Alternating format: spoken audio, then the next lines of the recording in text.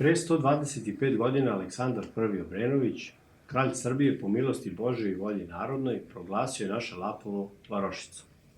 Još tada je Srbija imala viziju da korača u stopu s Evropom. Izabran voljom naroda, prvi među jednakima, u varoši koja je teritorijalno mala, ali srcem velika, uzdam se u Božju milost, kao i u rad, zalaganje, solidarnost, poštenje, odgovornost i ljubav prema zavičaju svih nas meštana Lapova, da ćemo u doba uporne pandemije, velikih iskušenja i odricanja, učiniti Lapovo mesto dostojnim života, lepim za oko i toplim za sve prijatelje koji ga posete. Želim vam srećan praznik, Dan opštine Lapovo, zdravlje, blagostanje i uspeh na svim poljima. Želim vam da svakog jutra, bez obzira da li vam vidik puca prema Starom brdu, Velikoj Moravi, pruzi ili plodnim oranicama, osjećate ponos i sreću, baš kao što i ja osjećam sada. Ostajte mi zdravo, verni našem htenju.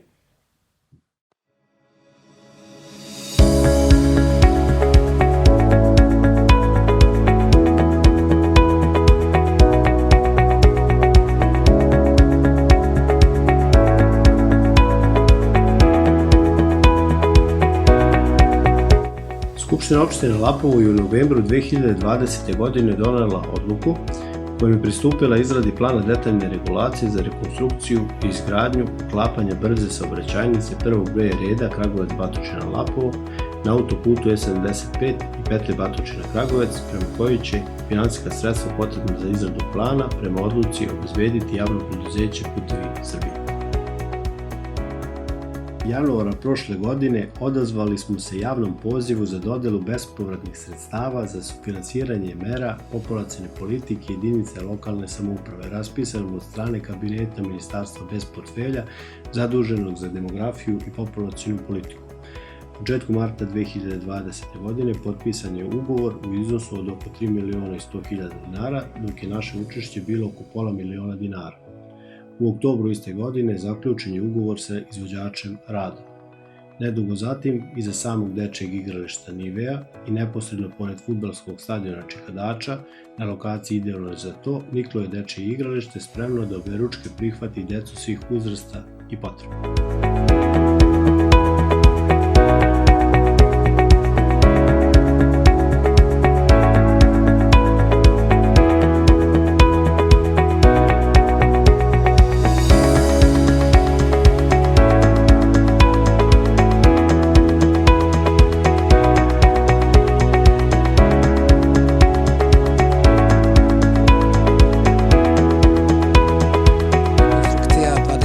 Km pruge između Kragujevca i Lapova je praktično već završena, probe su izvršene na pruzi. Uvereni smo sada, pošto su sva ispitivanja to i potvrdila, da vozovi ovom prugom mogu da saobraćaju 100 km na sat i novi vozovi od Kragujevca do Lapova će saobraćati tom brzinom, što znači da će vreme putovanja biti negde oko 30 minuta, što će ovaj vid saobraćaja, železnički saobraćaj u putničkom saobraćaju učiniti potpuno konkurentnim u odnosu na drumski saobraćaj. Moram da napomenem da su radovi trajali oko 7 meseci, da je na ovoj relaciji izvršena potpuna zamena i šina i pragova i kolosečnog materijala, na kraju je i regulisan kolosek kako bi sve bilo sigurno, bezbedno i efikasno za funkcionisanje saobraćaja. Infrastruktura Železnice Srbije iz sopstvenih prihoda izdvojila oko 11 miliona evra za realizaciju ovog posla i reč je o prugama, kakva je reč u ostalom i o pruzi Lapovo-Kragujevac, koje decenijama nisu bile obnavljane, kojima su vozovi saobraćali brzinama 10, 20 ili 30 km na sat i gde je praktično železnički saobraćaj, posebno putnički, bio gotovo na izumiranju i na izdisaju.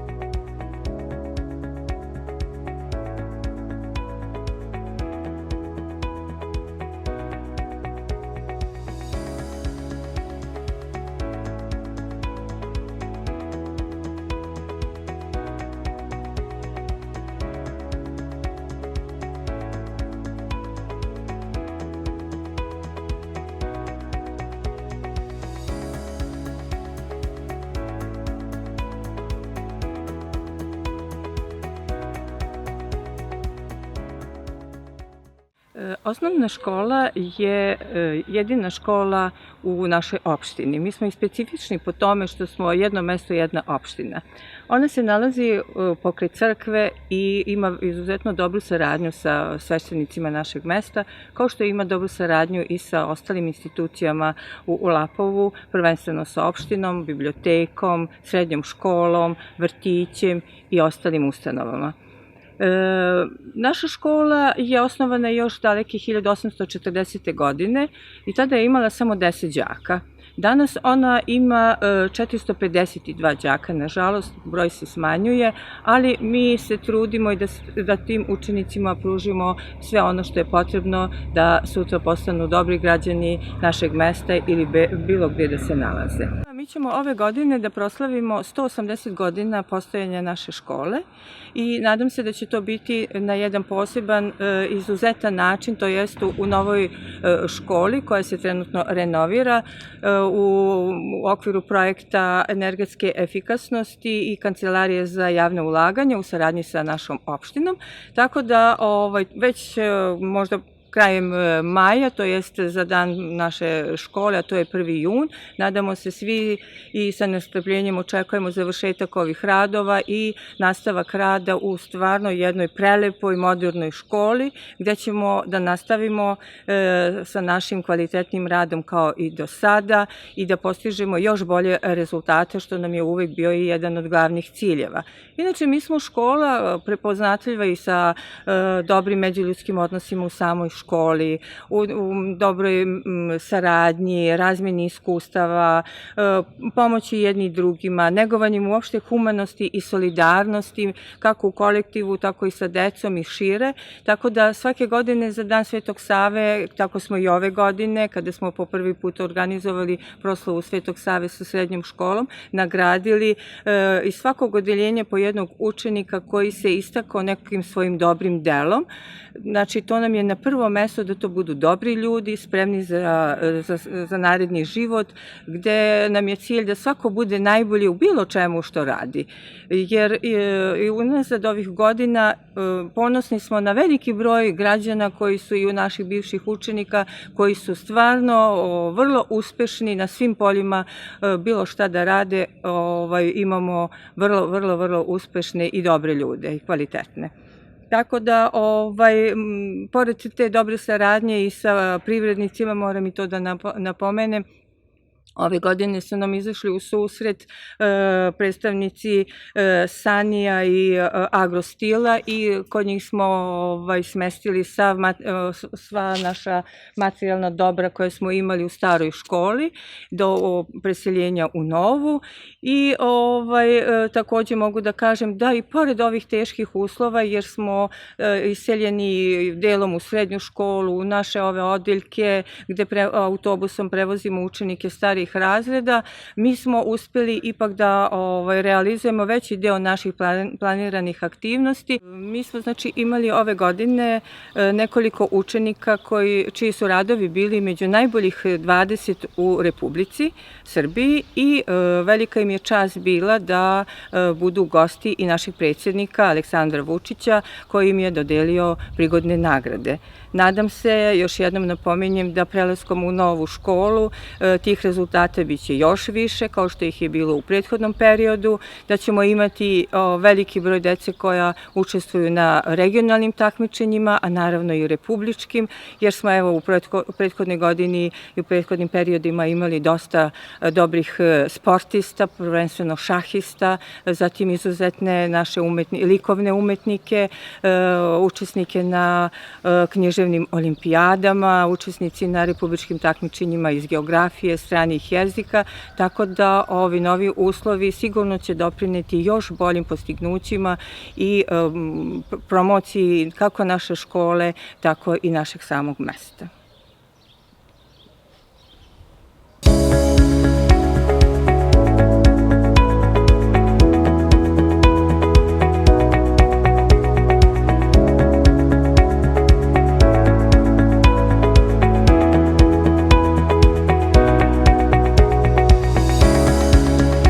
Srednja škola je osnovana 1993. godine. Verifikovana je za obrazovne profile u području ekonomija, pravo i administracija, trgovina, ugostiteljstvo i turizam i ostale delatnosti ličnih usluga. Trenutno imamo 177 učenika u 7 odeljenja, na 4-godišnjem profilu carinski tehničar i na 3-godišnjim profilima kuvar konobar i muški ženski frizer. Obzirom da naša lokalna samouprava posvećuje veliku pažnju dovođenju investicija, kao što je distributivni centar Lidl, profil carinski tehničar samim tim dobija na značaju jer obezbeđuje kadar za nova radna mesta. Takođe, Lapovo poseduje i carinski terminal za koji je planirana reorganizacija i unapređenje. Samim tim, uz špedicije koje već postoje u našem mestu, Lapovo pretenduje da postane logističko-distributivna zona predgrađa Beograda. Nadamo se i da nam Ministarstvo prosvete odobri nov 3-godišnji profil, kondukter vozovođa, i očekujemo veliko interesovanje za to odeljenje, jer je Lapovo strateški važno mesto u železničkom saobraćaju. Ne treba zaboraviti da je Lapovo od 2005. godine grad muzej železnice i da smerovi u našoj školi savršeno odgovaraju negovanju novih kadrova i profila koji obezbeđuju da mladi traže zaposlenje u svom rodnom mestu.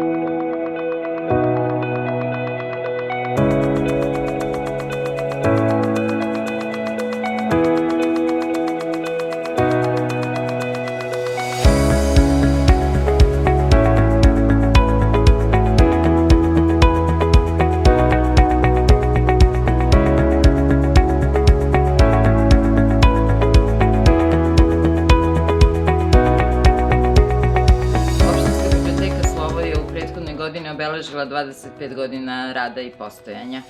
Pošto nam je to značajan jubilej, osmislili smo programe za čitavu godinu, ali zbog epidemiološke situacije uspeli smo da realizujemo one redovne samo do sredine marta.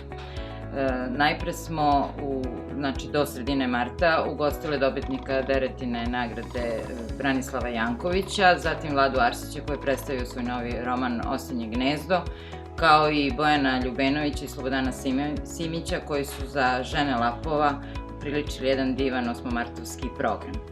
Osim ovih programa, u toku zimskog raspusta održali smo tradicionalne kreativne radionice za decu i mlade pod nazivom Zimovanje u biblioteci. Imali smo radionicu likovnog karaktera, radionicu o robotima, radionicu o Svetom Trifunu i radionicu o jednoj divnoj istorijskoj knjizi za mlade. U jeku epidemije virusa korona uspeli smo da objavimo zbornik priča o Lapovu pod nazivom Pupak Balkana. U njemu je 17 priča poznatih i priznatih srpskih pisaca koji su u toku 25 godina gostovali u našoj ustanovi i potpuno besplatno poklonili po jednu priču našim sugrađanima. U tim pričama koje su različite po temama utkali su i uspomene iz svog zavičaja. Nakon toga smo pokrenuli i objavili prvi broj lista za bibliotekarstvo, kulturu, književnost i zavičajnost Slovo Lapovu, u kojem osim o temama iz bibliotekarstva imamo članke o lokalnoj samoupravi, o humanitarnom radu, o sportu, o znamenitim stanovnicima Lapova kroz vekove i slično. Planirano je da časopis izlazi 4 puta godišnje i primjerici su besplatni. Osim ovih aktivnosti, u našoj ustanovi koja broji 700 članova i ima skoro 30.000 knjiga na policama, u saradnji sa kolegama iz Crne Gore i Bosne učestvovali smo kao partneri u međunarodnom projektu Iliri zajednička baština. Ovaj projekat finansijski je podržao Fond za Zapadni Balkan, a osmišljen je tako da se održe kreativne radionice pisanja i stripa u 4 grada, u Bijelom Polju u Crnoj Gori, u Zenici u Bosni i Hercegovini, a predstavnik Srbije je Lapovo i naša biblioteka. Naše radionice su realizovane u periodu od 12. do 26. oktobra. Radionice stripa je držala magistar vajarstva Sanja Mikić, a radionice kreativnog pisanja za srednjoškolce držale smo Jelena i Miletić i ja. Na kursu stripa učestvovalo je 20 učenika osnovne škole Svetozar Marković, dok je 10 učenika naših srednjoškolaca iz naše srednje škole učestvovalo na kursu kreativnog pisanja.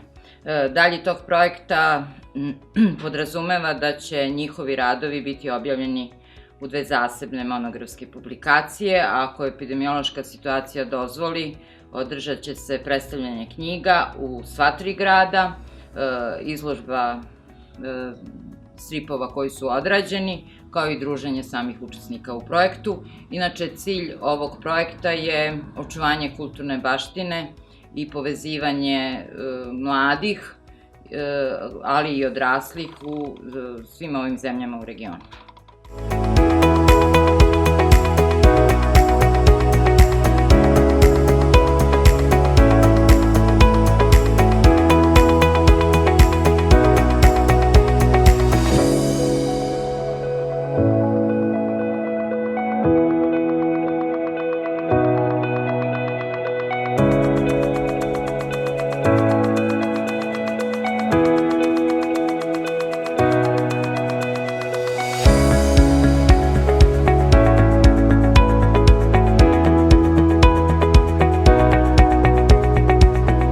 Prethodnu godinu u opštini Lapovo obeležila je borba sa koronavirusom, koja nažalost i dalje traje i neizvesno je kada će se završiti. Heroji ove borbe su zdravstveni radnici Doma zdravlja Lapovo, lekari i medicinske sestre, ali i ostali zaposleni koji sve vreme rade kao tim i ja im se ovom prilikom zahvaljujem. Nije bilo lako organizovati rad u otežanim uslovima kakvim ih je učinio COVID-19, ali mi smo uspeli u tome i sve vreme podjednako uspešno zbrinjavamo i COVID i ne-COVID pacijente. Treba napomenuti i ja bih iskoristila priliku i zahvalila bih se i građanima opštine Lapovo na izuzetnoj odgovornosti i na strpljenju, a u prilog tome govori podatak da je do današnjeg dana vakcinu protiv COVID-19 u našoj opštini primilo 1500 građana. Zaposleni Doma zdravlja Lapovo će se i dalje truditi da zdravstvena zaštita koju pružaju na ovoj teritoriji bude na što višem nivou, da bude sveobuhvatnija i pristupačnija za naše građane. Sa ogromnom željom da sačuvamo zdravlje svoje dece i nas samih i da nam budući naraštaji u ovoj lepoj opštini rastu zdravo i srećno, ja bih svim građanima ove opštine čestitala Dan opštine. Nalazimo se u prostoriji u kojoj se obavljaju ultrazvučni pregledi. Ovaj ultrazvuk kupljen je iz sredstava opštine Lapovo i na njemu vršimo ultrazvučne preglede abdomena, štitaste žlezde i pedijatar radi ultrazvučni pregled kukova kod beba. Takođe, Dom zdravlja Lapovo je, zahvaljujući opštini Lapovo, bogatiji za još jedan ultrazvučni aparat koji se nalazi u službi za zdravstvenu zaštitu žena. Opština je finansirala i kupovinu kardiotokografa, 2 EKG aparata, a vozni park Doma zdravlja Lapovo je takođe iz sredstava iz budžeta opštine Lapovo bogatiji za 2 nova automobila.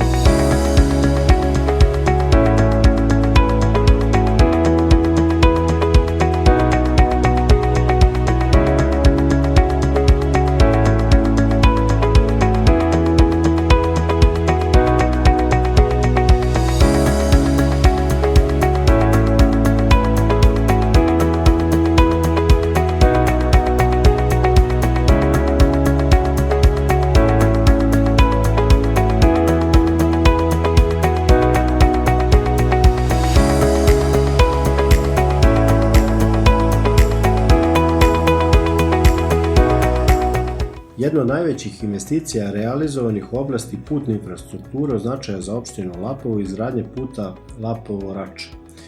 Vrednost ovog projekta je bila preko 260 miliona dinara, što je u poređenju sa budžetom otprilike iznos jednog budžeta opštine Lapovo.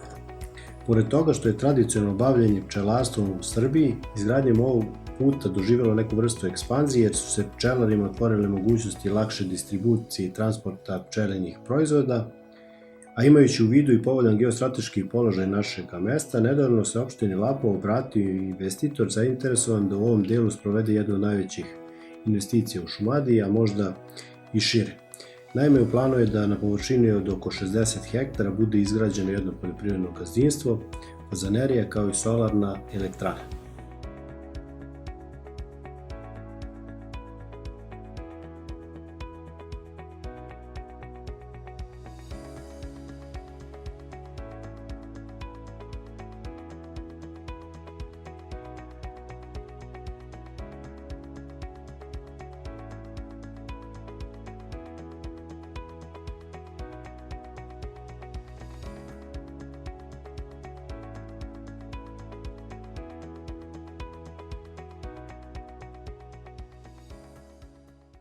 Vaspitno-obrazovni rad u našoj ustanovi ove školske godine započeli smo u radu sa punom kapacitetom.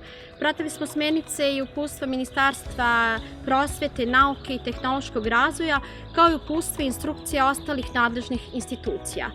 Od samog početka pojave COVID-19 u našoj ustanovi pojačali smo higijenski nadzor, kao što smo preduzeli sve mere prevencije kako bi obezbedili zdravlje dece, a i zaposlenih. Prioritet u narednoj godini jeste da obezbedimo deci jednu podsticajnu, kvalitetnu sredinu u kojoj deca rastu i razviju se uz korišćenje aktivnih metoda i oblika rada, a uz podršku roditelja, lokalne zajednice i drugih institucija. Pred nama su godine uzleta, godine u koje naša ustanova ulazi sa puno mogućnosti i entuzijazma. Ovim programom pokazat ćemo da predškolsko vaspitanje i obrazovanje zadovoljava potrebe svakog deteta i prati tempo njihovog razvoja.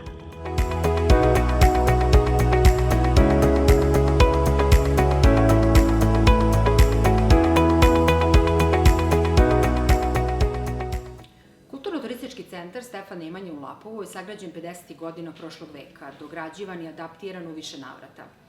On danas okuplja niz udruženja i sekcija. Ponosni smo na naš zajednički rad. Pomenuću samo Udruženje Moravske šarenice, Likovni klub Svetlost, KUD, plesnu sekciju, glumačku sekciju i još mnogi drugi. Tu nam je naravno i muzička škola Božidar Trudić. Od manifestacija imamo etno dane Moravske šarenica sa preko 20 udruženja koje svojim radom čuvaju kulturnu baštinu Srbije, dane vina, onda Međunarodnu izložbu Grad muzej železnice, koje je sve posećenije i posećenije iz godinu u godinu sa velikim brojem umetnika kako domaćih, tako i stranih. Imamo niz samostalnih i grupnih izložbi, promocije knjiga, kao i aktivnosti preko cijele godine sa predškolskom ustanovom Mladost, bibliotekom Slovo, osnovnom i srednjom školom. Planovi su nam da uradimo redigitalizaciju bioskopske sale, sedišta Podove, takođe i izgradnju 2 muzeja. Prvi je muzej železnice, a drugi legat Milana Mladenovića. KTC je mesto čuvanja, kulture, tradicije i nasleđa.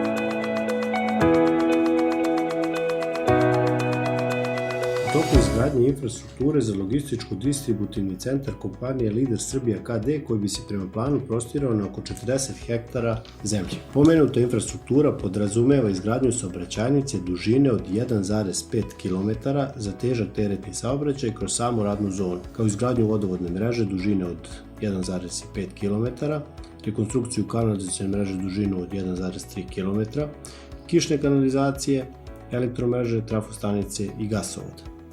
Ono što je jako bitno u ovom trenutku za našu opštinu jeste da operativnim planom za odbranu od poplava za vode drugog reda na našoj teritoriji za 2021. godinu su predviđeni radovi na uređenju korita Kazanskog i Liparskog potoka. A zašto smo odlukom u budžetu opštine Lapovo za 2021. godinu obezbedili sredstva u iznosu od 2 miliona dinara. Treba napomenuti da je prethodne godine opština Lapovo zajedno sa preduzećem Srbija vode obezbedila oko 15 miliona dinara kako bi se na prostoru ove radne zone izvršila sanacija Kazansko-Liparskog potoka. U toku je čišćenje oko 1 km dužine vodotokova uz buduću saobraćajnicu koja je izgrađena. U radnoj zoni 1 nalazi se logističko-distributivni centar firme Baki d.o.o. koji u toku 2020. godine, pored postojeće, izgradila je još jednu halu, stvarajući time potrebu za zapošljavanjem dodatne radne snage. U okviru ove radne zone, a pored samog autoputa E75, nalazi se Kronošpan Srb d.o.o. Jedna od fabrika Kronošpan grupacije koja se bavi proizvodnjom pločastog materijala od iverice. Navedena fabrika je od početka svog rada 2009. godine do danas značajno uticala na razvoj privrede, što možemo vidjeti po tome da je čak i tokom prošlogodišnje pandemije zapošljavala novu radnu snagu i najviše doprinela ukupnom povećanju izvoza. U okviru ove radne zone nalazi se i kompleks nekadašnje fabrike GIK 1. maj, koja se bavila proizvodnjom od betonskih proizvoda namenjenih građevinarstvu, a koji je sada u vlasništvu firme Trnava Promet iz Kragujevca.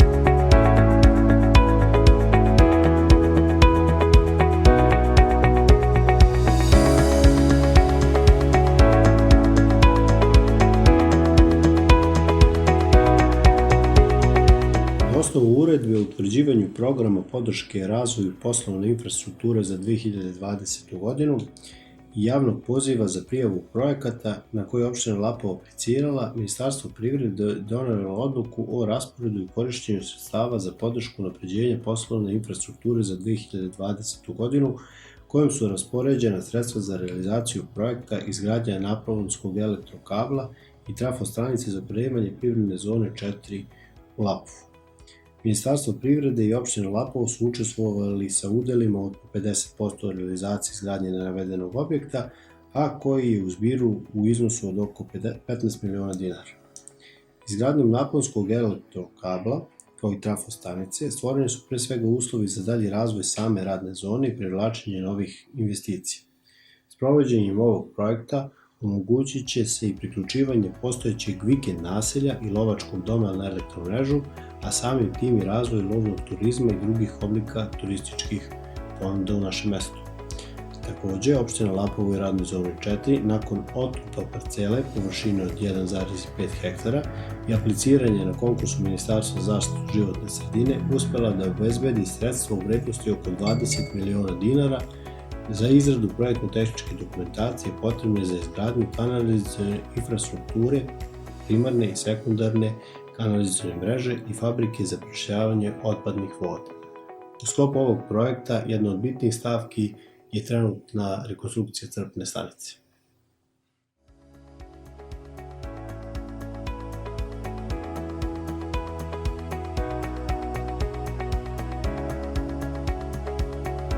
Izgradnje novih postrojenja za preradu otpadnih voda i kanalizacione mreže. To smo od SEB-a dobili 200 miliona evra.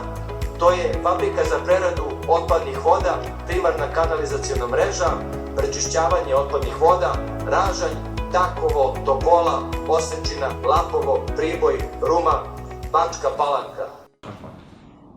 Moje ime je Miljan Zdravković, dolazim iz Lapova i borim se za sektor Smederevo. Amaterski sam MMA borac sa skorom od 6-2. Trenutno me očekuje moj profesionalni debi. Kao borac ostvario sam se u više vrsta borenja kao što su brazilska džiu-džica, grappling, kickboks, rvanje. Neko najdrže dostignuće koje sam postigao je kada sam u 2 dana osvojio grappling kup Srbije do 66 kila i prvenstvo države u rvanju slobodnim stilom do 65 kg. Hteo bih posebno da se zahvalim mojim trenerima Stevanu Stevanoviću i Goranu Ristiću, kao i ljudima iz opštine Lapovo na čelu sa predsjednikom Bobanom Miličićem. Moje ime je Nikolić Veljko, dolazim iz Lapova, imam 20 godina, profesionalno sam bodybuilder. Bodybuilding je sport koji se radi u teretani, to je lepota, umetnost, izgradnja tela. Ja se bavim ovim sportom od 2015. godine. Od 2015. do 2017. bavim se rekreativno i od 2017. profesionalno. Moji najznačajniji rezultati u ovom sportu su državni šampion Srbije, balkanski šampion i vice šampion sveta. Takmičim se u juniorskoj kategoriji do preko 75 kg. U ovom sportu je jako bitno da se ne preskaču treninzi, da budu redovni i da budu pravilni. Jako je bitna ishrana u ovom sportu, 70% ovog sporta je ishrana. Nije samo dizanje tegova po ceo dan, već je skok i mentalne snage i izdržljivosti. Želim da se zahvalim opštini Lapovo i teretani Power House Gym Lapovo koja mi izašao u susret i poslao me na svetsko prvenstvo u Rumuniji.